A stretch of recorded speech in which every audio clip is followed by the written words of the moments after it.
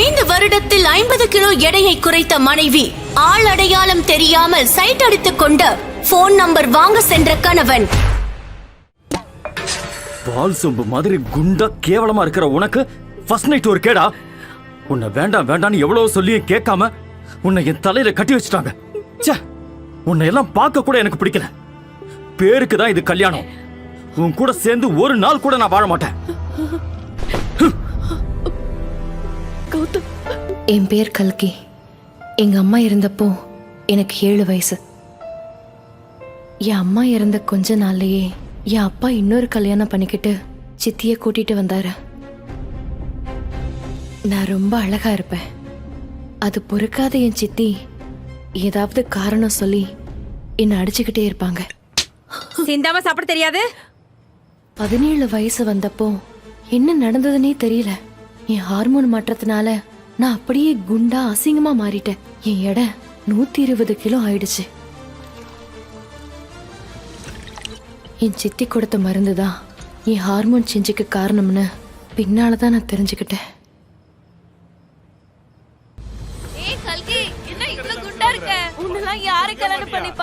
என்ன பாக்குற எல்லாரும் என்ன ரொம்ப கிண்டல் பண்ணுவாங்க.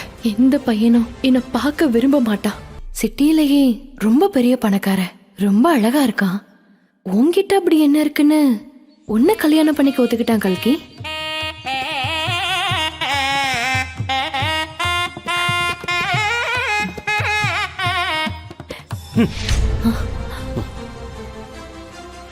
ஆனா கல்யாணத்துக்கு அப்புறம் நடந்த அந்த விஷயத்த நான் கனவுல கூட நினைச்சு பார்க்கல. கௌதம் கல்யாணம் ஆன உடனே என் புருஷன் கௌதம் மேல் படிப்புக்காக வேற ஊர் போயிட்டான்.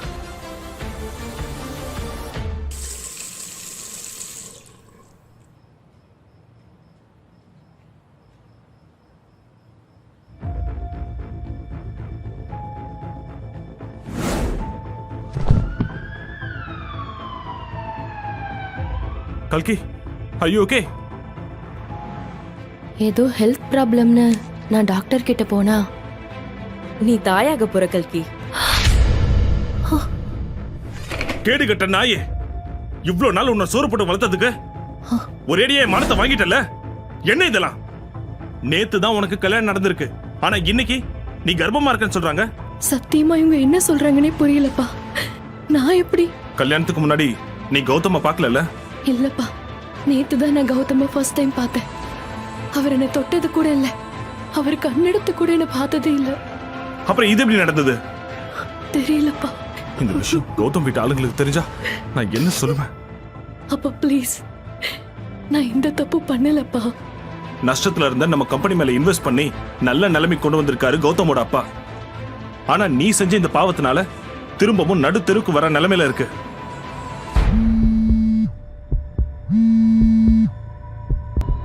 ராஜசேகர், எனக்கு கல்கியோட பிரெக்னன்சி பத்தி தெரியும். நீங்க அதை பத்தி எல்லாம் கவலைப்பட வேண்டாம். அந்த குழந்தைய கௌதமோட வாரிசாக்க வேண்டியது என் பொறுப்பு. எந்த சூழ்நிலையிலையும் 2 பேரும் பிரிஞ்சிடாம நான் பாத்துக்கிறேன். அவ குழந்தைய பெத்துக்கிற வரைக்கும் அவ வீட்டை விட்டு வெளியே போகாம பாத்துக்கோங்க. மத்த எல்லா விஷயத்தையும் நான் பாத்துக்கிறேன். ஓகே. அதுக்கப்புறம் எங்க வீட்ல இந்த கர்ப்பத்தை பத்தி யாருக்கும் தெரியாம பாத்துக்கிட்டாங்க. மேல் படிப்புக்காக வெளியூருக்கு போயிருந்த கௌதம் இன்னும் ஒரு 5 மாசம் அங்கேயே இருக்க போறான். அதனால இந்த விஷயம் அவனுக்கு கூட தெரியல. ஆனா எனக்கும் என் அப்பாவுக்கும் புரியாத விஷயம் என்னன்னா, கௌதமோட அப்பாவுக்கு இந்த விஷயத்தை பத்தி எப்படி தெரியும்? முறை தவறி பிறக்கிற ஏன் குழந்தைய அவர் ஏன் தன்னோட வாரிசாக்க நினைக்கணும்?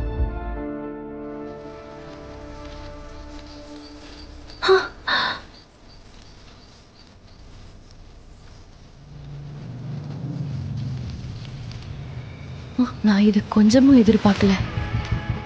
திடீர்னு ஒரு நாள் கௌதம் என்ன பார்க்க வந்தான். அவன் என்ன பார்க்கிற பார்வை என் வயிற்றுலையும் நெஞ்சிலையும் இடியை இறக்கின மாதிரி இருந்துச்சு.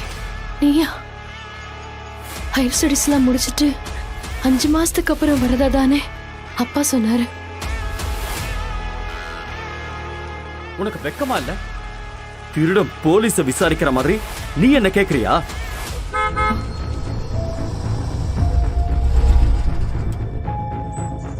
வாங்க வாங்க. கௌதம், காலேஜ் முடிச்சு லீவ் விட்டாங்களா?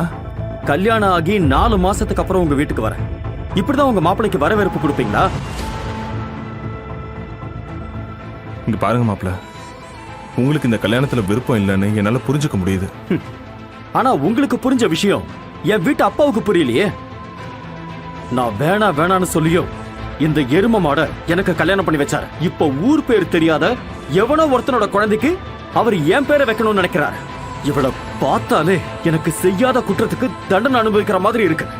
அவ கூட ஒரு நாள் கூட இருக்க முடியாம தான் கல்யாணம் ஆன அன்னைக்கே நான் கிளம்பி போனேன். இந்த வெக்கம் கெட்டவ வேற எவன் குழந்தையோ வயித்துல சுமந்துகிட்டு என்ன கல்யாணம் பண்ணிக்கிட்டா. இவ்வளவு விஷயம் நடந்திருக்கு, கொஞ்சம் கூட கூச்சமே இல்லாம நிக்கிற பாரு. உன் குழந்தைக்கு எப்படி ஏன் இனிஷியலை கொடுப்பேன்னு நினைக்கிற?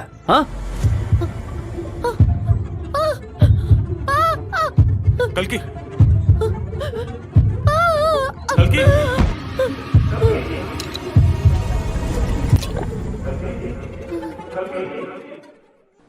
கல்கி, உங்களுக்கு ட்வின்ஸ் பிறந்திருக்கு. ஒரு ஆண் குழந்தை, ஒரு பெண் குழந்தை.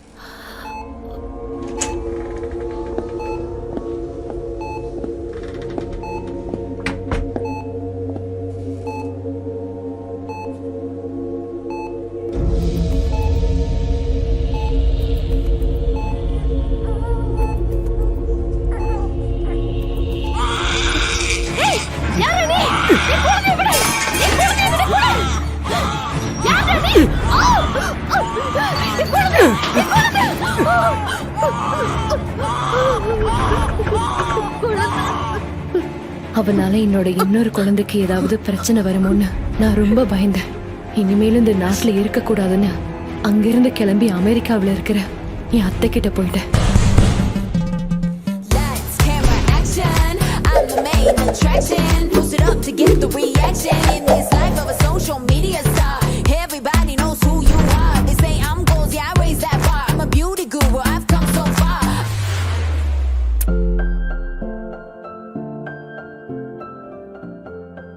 தேங்க்ஸ். இங்க பாரு மயூரி, எவ்வளவு நாளைக்கு நடந்தது நினைச்சு கவலைப்பட்டுட்டு இருப்ப நீ? எல்லாத்துக்கும் அழுறதுக்கு நீ என்ன பழைய கல்கியா? அமெரிக்கால நீ one of the top most neuro surgeon doctor Mayuri. அது மட்டும் இல்லாம உன்னை நம்பி நிறைய பேஷண்ட்ஸ் இருக்காங்க. உனக்காகவும் உன் குழந்தைக்காகவும் நீ பாஸ்ட் கடந்து வந்துதான் ஆகணும் மயூரி. நீங்க சொல்றது எல்லாமே சரிதான் அத்தை. ஆனா என்கிட்ட எல்லாமே இருக்கு. என்னோட அந்த குழந்தைய தவிர அதை என்கிட்ட இருந்து பிரிச்சவங்க அந்த குழந்தைய என்ன பண்ணாங்கன்னு நினைக்கிறப்பதான் எனக்கு ரொம்ப பதட்டமா இருக்குது. அதெல்லாம் கூட விடுங்கத. இத்தனை வருஷம் ஆச்சுல, என் வீட்ல இருந்து ஒரு போன் ஆச்சு பண்ணிருப்பாங்களா? என்னாச்சுன்னு விசாரிக்கவாது செஞ்சிருக்காங்களா அத்தை? இல்லையே.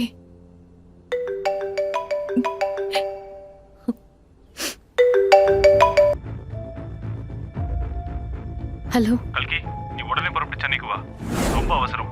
நீ நேர்ல வந்ததும் மத்த எல்லாத்தையும் சொல்றேன். என்னாச்சு கல்கி? அப்பா போன்ல என்ன சொன்னாரு? அப்பா ஏதோ அவசரன்னு உடனே இந்தியாவுக்கு வர சொல்றாரு அத்தை. என்னன்னு எதுவுமே சொல்லல. ஆனா எனக்கு போகிறதுக்கு விருப்பமே இல்ல அத்தை. ஏமா 6 வருஷத்துக்கு முன்னாடி உன்னால செய்ய முடியாத வேலைய இப்ப செஞ்சு முடிக்க வாய்ப்பு கிடைச்சிருக்கு. காணாம போன உன் குழந்தைய எப்படியாவது கண்டுபிடிக்கணும்.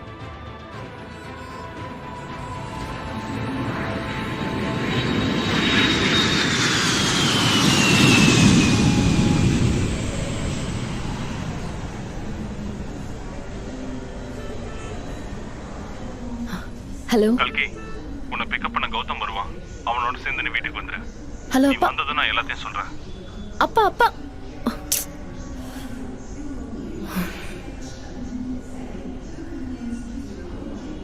பா, சென்னையிலேயே இவ்வளவு அழகான ஒரு பொண்ணா?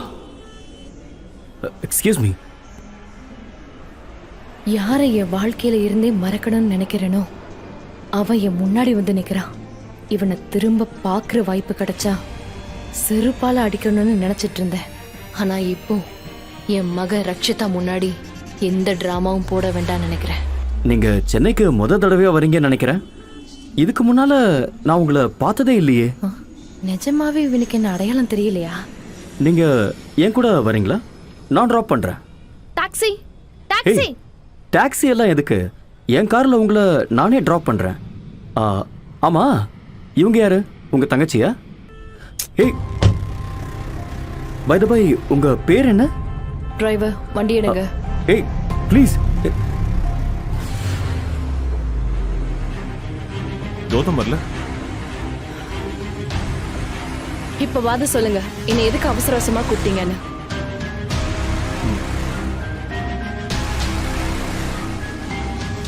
நீயும் கௌதமும் பிரிஞ்சு 6 வருஷம் ஆகுது. இப்ப நீயும் வாழ்க்கையில சந்தோஷமா இருக்க. கௌதம் அவர் வாழ்க்கையில முன்னேறணும்னு நினைக்கிறாரு. அதனால நீங்க 2 பேரும் விவாகரத்து வாங்கிக்கிறது தான் நல்லது.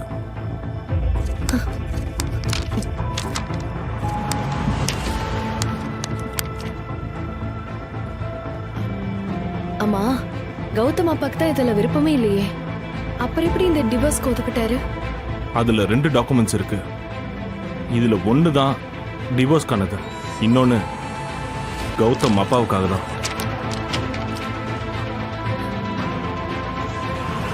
அடிச்சி, நீ எல்லாம் ஒரு அப்பனா?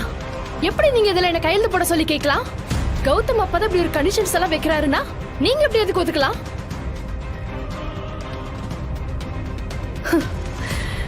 எனக்கு இப்பதான் புரியுது, குண்டா இருந்த என்ன எதுக்காக அவங்க வீட்டு மருமகளாக்க நினைச்சாங்கன்னு. கௌதமோட அப்பா எப்படிப்பட்ட நிபந்தனைய வச்சாரு? அந்த பத்திரத்துல அப்படி என்ன எழுதிருந்துச்சு? கர்ப்பமா இருந்த என்ன தான் மகனுக்கு கட்டி வைக்க ஏன் கௌதமோட அப்பா ஒத்துக்கிட்டாரு?